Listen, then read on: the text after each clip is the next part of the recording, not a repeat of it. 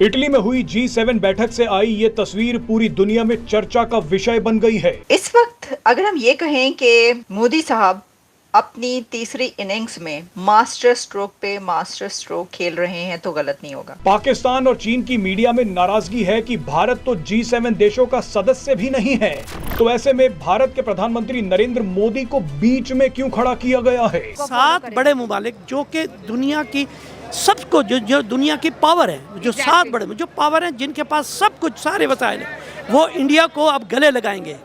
वो इंडिया को गले लगाएंगे और जितना इंडिया मजबूत होगा उतना वो पाकिस्तान को दबाएंगे। इस तरीके से समझ लीजिए कि एक पीस प्रोसेस की शुरुआत हो रही है, जिसमें प्रधानमंत्री मोदी को एक मेजर प्लेयर के रूप में यूरोप देख रहा है। भारत कहता है कि ये हमारी जिम्मेदारी और हमारी प्रायोरिटी है कि जो ग्लोबल साउथ है उसको G20 का हमने प्लेटफॉर्म दिया।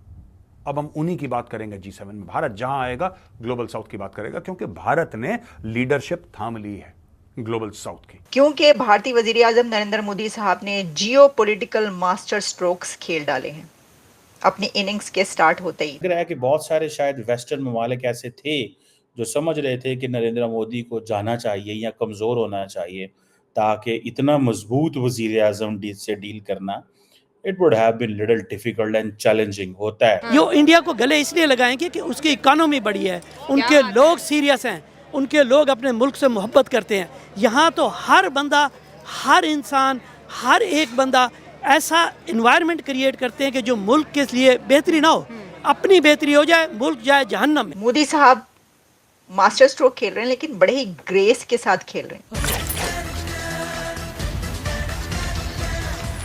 नमस्कार, जय हिंद दोस्तों, जैसे कि आपने क्लिप में देखा, इटली में G7 शिखर सम्मेलन में पीएम मोदी का जलवा देख चीन पाकिस्तान सदमे में है। दोस्तों, इटली में प्रधानमंत्री नरेंद्र मोदी ने ब्रिटेन के प्रधानमंत्री ऋषि सुनक, फ्रांस के राष्ट्रपति एमनुएल मैक्रों और पोप फ्रांसिस सहित कई नेताओं के साथ द्विपक्षीय वार्ता की। वहीं कनाडा के प्रधानमंत्री जस्टिन ट्रूडो से मुलाकात काफी चर्चा में रही। हालांकि इन सब के अलावा इस सम्मेलन की एक फैमिली फोटो काफी चर्चाओं में आ गई है, जिससे साफ जाहिर होता है कि G7 का सदस्य न होते हुए भी भारत का दबदबा कायम है। प्रधानमंत्री नरेंद्र मोदी के तस्वीर साझा करते ही सोशल मीडिया पर वायरल हो गई।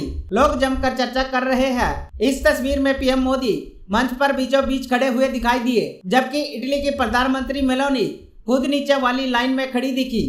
यहाँ तक कि अमेरिका के राष्ट्रपति जो बाइडेन भी नीचे खड़े हुए नजर आए। उनके साथ अन्य देशों के प्रमुख भी दाएं बाएं खड़े दिखे। मोदी साहब मास्टर स्ट्रोक खेल रहे हैं, लेकिन बड़े ही ग्रेस के साथ खेल रहे हैं। वो इस थर्ड इनिंग्स के स्टार्ट होते ही बड़े ही ग्रेसफुल तरीके से बिहेव करते हुए हर जगह पे नजर आ रहे हैं। अच्छा, इसका हमने एक अमली मुजाहिरा देखा है G7 समिट में। उसमें हमें भारतीय वजीर आजम जिस एटीट्यूड और जिस बिहेवियर और जिस स्टाइल के साथ नज़र आए हैं, वो बड़ा ही ग्रेसफुल है और बहुत यानी एक उनमें एक्साइटमेंट नहीं, बल्कि आप ये कह सकते हैं कि बड़ी सीरियसनेस, बड़ी संजीदगी, बहुत डिसेंसी नज़र आई। ख़ास तौर पर हमने देखा कि जब वो जॉर्जिया मेलोनी से उनकी मुलाकात हुई तो वो कैसे लगे बंदे अपने हाथ उन्होंने बांधे हुए हैं और उस तरीके से वो उनके साथ मिल रहे हैं, वो बहुत ज़्यादा एक्साइटेड थी। और फिर आखिर में उन्होंने G7 समिट का एंड जॉर्जिया मेलोनी ने कैसे किया, मोदी मेलोनी सेल्फी के साथ, क्योंकि वो आपको पता है पहले उनकी बहुत मशहूर है सेल्फी, मोदी मेलोनी सेल्फी। तो उसी सेल्फी के साथ ही उन्होंने अपना ये जो था इसका आप कह सकते हैं कि एंड किया इस समिट का। अच्छा, अब आप ये देखिए कि इस समिट में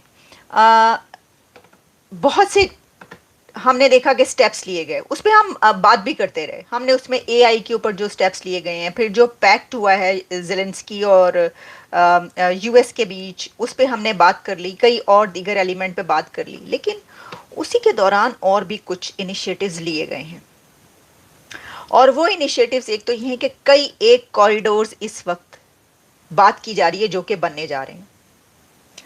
अब जब हम कॉरिडोर की बात करते हैं तो उसमें इंडिया और यूरोप कॉरिडोर जो है उसकी भी बात की गई है G7 की समिट की मीटिंग्स में। उसको फ्लरिश करने की, उसको आगे बढ़ाने की, उसको स्पीडीली उसके ऊपर काम करने की, तेज रफ्तारी से इंडिया यूरोप कॉरिडोर को आगे बढ़ाने की बात भी उस समिट की मीटिंग्स में की गई है। और वो क्यों की गई है? वो खुद भी करते हैं और कर सकते हैं, लेकिन उसमें भारत वहां पर मौजूद था, भारत का वजीर आजम वहां पर मौजूद था। तो ये कैसे हो सकता है कि इंडिया और यूरोपियन कॉरिडोर की बात ना हो?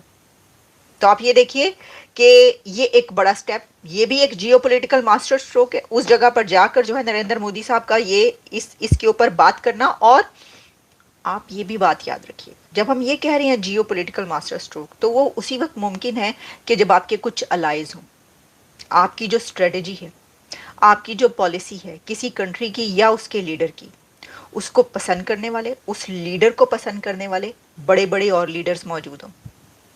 तो आप जानते हैं कि Giorgia Meloni, prime minister of Italy, वो कितनी बड़ी फैन है भारतीय वजीर आजम नरेंद्र मोदी की। इस तरीके से समझ लीजिए कि एक पीस प्रोसेस की शुरुआत हो रही है, जिसमें प्रधानमंत्री मोदी को एक मेजर प्लेयर के रूप में यूरोप देख रहा है, और समझिए उनकी काफी आशाएं हैं।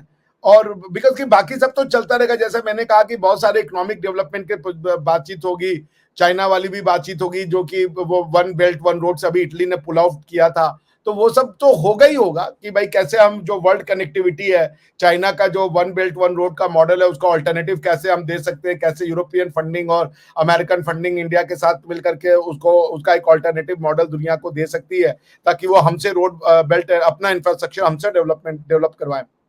बट मुझे लगता है कि ये एक मैसेजिंग थी जाएगी दुनिया के द्वारा प्रधानमंत्री मोदी को कि अब आप इस मैटर में फुल फ्लेजेड इन्वॉल्व होइए, और हम चाहते हैं कि आप जेलेंस्की से जो बातचीत की है वो पुतिन तक ले जाए, बिकॉज कि यूरोप ने तो कुछ नहीं छोड़ा कि वो एक ओवरचर भी नहीं छोड़ा कि वो पुतिन साहब से बातचीत कर सके। तो Modi ji will have a very important role to play in coming days. He will have a very busy rainy days in India, because dialing between Ukraine and Russia will be his main task for the time being. बिल्कुल, लेकिन sir अगर मोदी जी इतना actively जो है वो काम कर रहे हैं रशिया और यूक्रेन के बीच में सुलह करवाने की या टेंशन कम करने की, तो फिर चाइना या पाकिस्तान के साथ भारत की क्यों नहीं कर पा रहे? नहीं, पाकिस्तान के साथ देखिए, ये तो पाकिस्तान को डिसाइड करना है। चाइना का हम अगर अलग अलग देखें, अब आप देखिए, जो मुझे आपके ही न्यूज चैनलों से पता चला है कि चाइना ने डायरेक्ट मैसेज दिया है कि आप जो है पीस प्रोसेस करें, आप भारत के साथ अपने जो मटेरियल है या अपनी जो एनिमोसिटी है उसको कम करें, बिकॉज चाइना भी ये चाहता है कि वो इस इलाके में किसी भी तरीके की हॉस्टिलिटी ना ग्रो हो, ठीक है ना, क्योंकि वो चाइना के लिए भी ठीक नहीं है, वो चाइना के लिए भी किसी तरीके से प्रोडक्टिव रिजल्ट तो नहीं होगा कि अगर यहाँ पे जो है वो वेस्टर्न इन्वॉल्वमेंट हो जाए और ये जो रीजन है ये वर्ल्ड जिसे कह लीजिए वर्ल्ड गेम का एक हॉटस्पॉट बन जाए।